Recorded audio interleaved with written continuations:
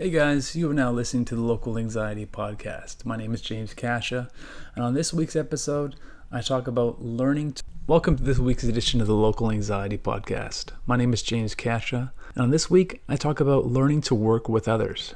I had a good time on it. Hope you guys enjoy. Today's topic is going to be learning to work with others. Now, I'm just speaking about myself, just to let you know. Not presuming anything about how you do it. I'm sure you guys do just great. But I'm going to walk you through what I had to do to learn that important thing. Being so insecure and all my anxiety and all my laundry list of problems were definitely roadblocks that I encountered while entering the workforce. I was not easy to work with due to just lack of skills and knowledge. So I'm kind of going to break you down some of the things that I had to face when starting my working career. So I've listed some of these things out. So let's start with the fear of coming across less intelligent to others. I've talked about this on this podcast that I have a learning disability and some things are harder for me to grasp. So it made me very insecure.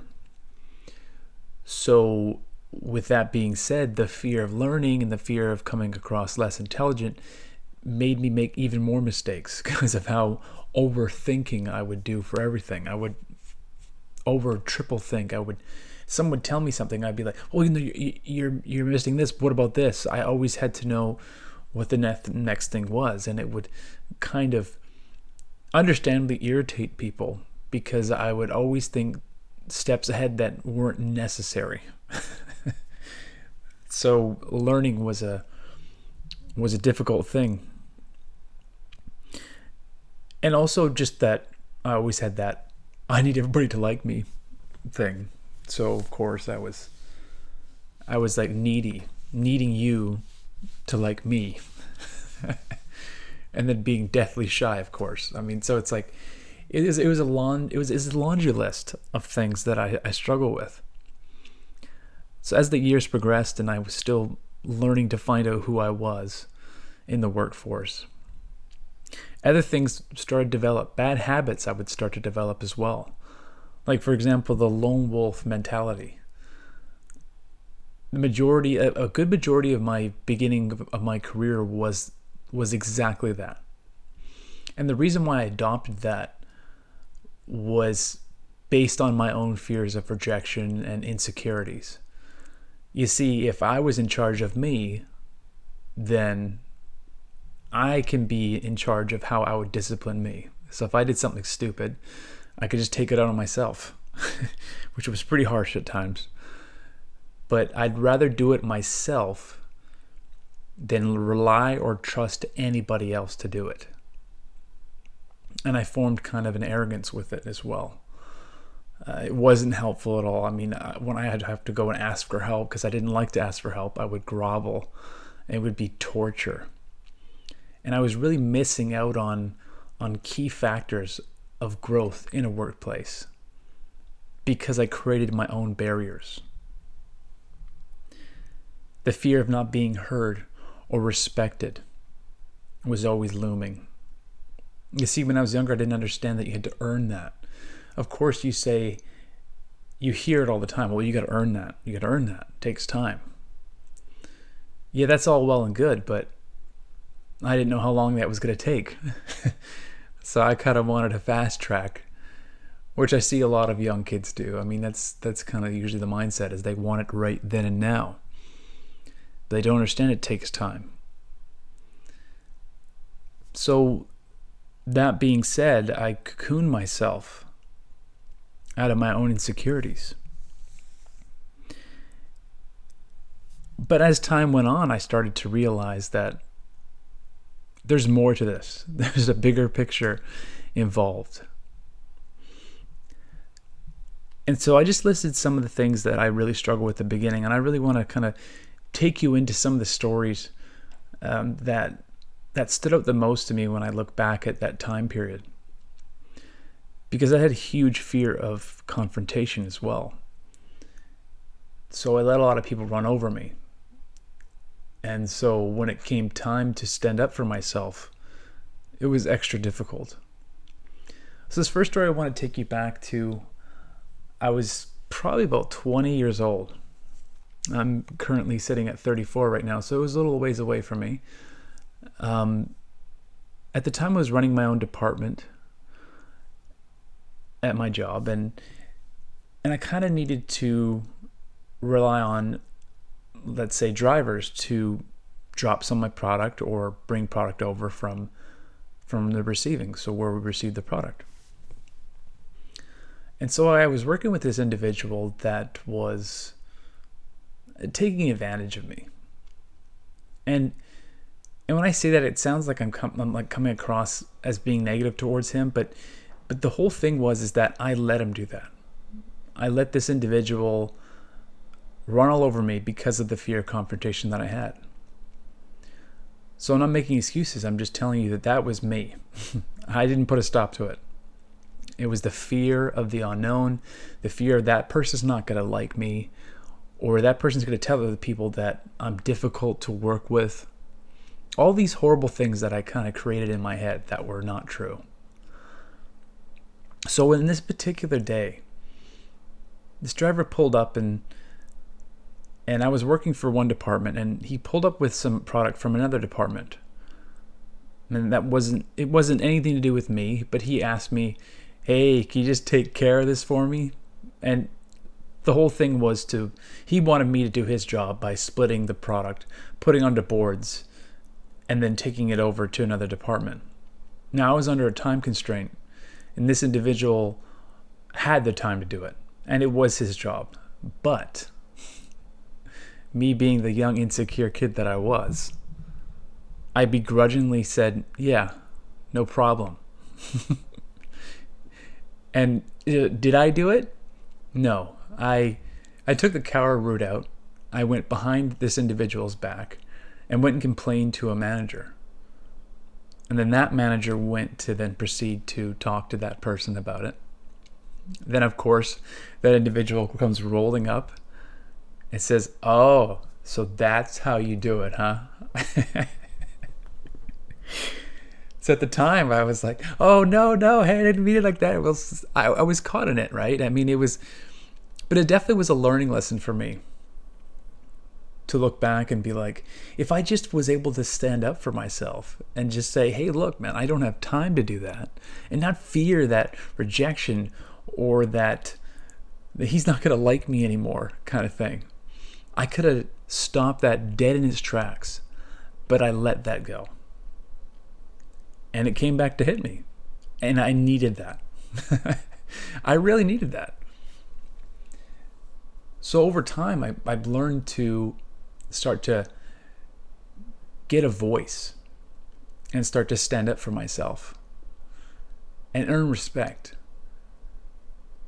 And this next story is a few years later. See, I was cross-training in a different department. And when I'm learning something new, I'm very cautious. I'm overly cautious. My anxiety leads to overthinking, thinking of all the worst case scenarios. Always think I'm going to destroy something or ruin something. So at the time we got this new machine in, and I witnessed some other employees that were actually using it, and it was damaging certain things. And it made me very cautious, very nervous to use it. And another senior employee that had been in that area for a while noticed that I wasn't using that machine and aggressively decided to try and chew me out in front of other employees. And so the old me would have just kind of swallowed it and just internalized it. But at this time, I kind of had enough. And at the time, I learned some tools. So what I did with this individual is I pulled him aside. I took him outside of the work area, away from other employees. And I told him, what was that about? Why did you feel the need to belittle me in front of those other employees? And so his explanation was, well, I didn't see you doing this and do that. And I stopped him there. I said, you're not going to do that to me anymore. And I went to explain to him, said, that machine makes me nervous. I've seen other things happen with that machine. I'm not comfortable with it. And so in that moment, there was a turning point. Because you could tell this person was getting upset with me, but I realized that instead of leaving it in such a negative way, an aggressive way, I wanted something different from it. So at the end of this confrontation, something magical happened. My fellow employee decided to say, you know what? I'm going to go show you how to use that machine now. So in the middle of that confrontation, because that thing I feared the most, when I finally did face it, great results followed because my attitude was shown that I was nervous about it, but I was willing to learn it. So that employee took the time, went back into the shop, and showed me how to use that new machine. And there was respect earned. For one of the first times, I was able to stand up to myself and not go right into the negative and scream and turn to a scream match, but more of just have an actual heart-to-heart with that person and connect on a level that we both understood each other. So that to me was a victory. And that was like the baby steps into learning to work with others. So now I'm going to go into the things that I did to start reaching the new points of working with others that became a positive in my life. One of the first things that I really had to learn was to be humble. Really be humble to others. Be vulnerable, willing to learn. The other one would be have a good attitude. At times, my attitude wasn't the greatest. I would always look to others and be like, why aren't they putting in the same effort that I am? So immediately when I walked into a situation like that and I took it to the negative, I would already be harder to work with. So it was like you're just defeating yourself right at the beginning. When something was stressful, I would go right to the negative and immediately kind of decide how it was going to turn out. And that's not easy. That's not a fun person to be around. How are you going to work with someone that's already like pissed off and doesn't even want to move forward through it with a clear head? So I had to learn to have a better attitude about things and really think about them and think about how my attitude's going to affect the people that I work with. If I come across negative or angry or upset, that's only going to push us apart. And that's a lifelong thing. That's not something that you can control every second of the day, but you can be aware of it and you can work on it. Another one is come ready to serve. Don't be afraid of being second fiddle. When I was younger in my lone wolf mentality, I wanted to be in control because of my insecurities. I didn't want the other person to think I was less intelligent. I've talked about this. So I'd prefer to be in control. But learning to become a second or third or fourth position is so rewarding. Serve those people and earn respect. Make it less about yourself. I had to make it less about me. How it was going to make me feel to do this task. Was I up to the task? Could I physically do the task? All these things that you rattle around in your brain.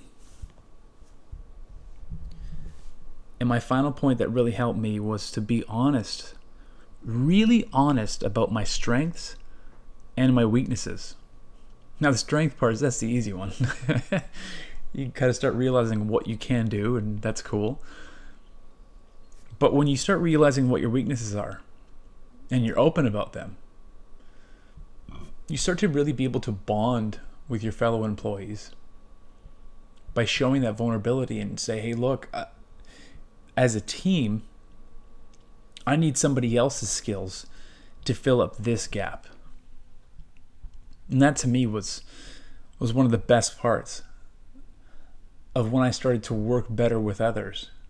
By being humble and being open, we were able to accomplish so much more together because of honesty and finding out what we do best and how to do it best. So at the end of this, I kind of want to rattle off some notes that I made, just little catchphrases that I thought about when I was going over this topic in my mind. So the one thing I really want to say is less me, more we. It sounds really cliche and lame, but it really does serve to others and how to connect and bond with others. When you are not making about yourself, you're making it more about them and the team. It just further solidifies the whole experience. It gives someone something to fight for that you are all fighting together. And another thing that really triggers me is there's nothing more joyful than working for a great leader, not a manager, a leader. Serving them, finding ways to support them, support the team, personally speaks to me on so many levels. And it actually ties into my next one, my final one. Becoming a soldier. To me, I've always used that phrase while I'm at work. It's a soldier thing. When I'm giving a task, I get excited by it. I just want to dive in and tear it apart. Now, at times, going head first maybe isn't the best thing. You may have to do some reflection. But it's to come with the attitude of a soldier. The attitude of wanting to get the job done and raising up that level to meet that task. And it acts as a reflection to others that will inspire them, because to me, honestly, when I see someone working hard, I get excited and I want to meet them or exceed. It doesn't matter what it is. I get inspired by it. So anyway, guys, that has been this week's episode of the Local Anxiety Podcast. And that was a fun topic for me. It's still something I'm going to be growing and learning with, so I might revisit that in the future. But that being said, hope you guys enjoy and have a good week. You've now reached the end of another episode of the Local Anxiety Podcast. If you enjoyed, please consider heading over to my YouTube channel and giving it a sub. It would greatly help the show. Thank you.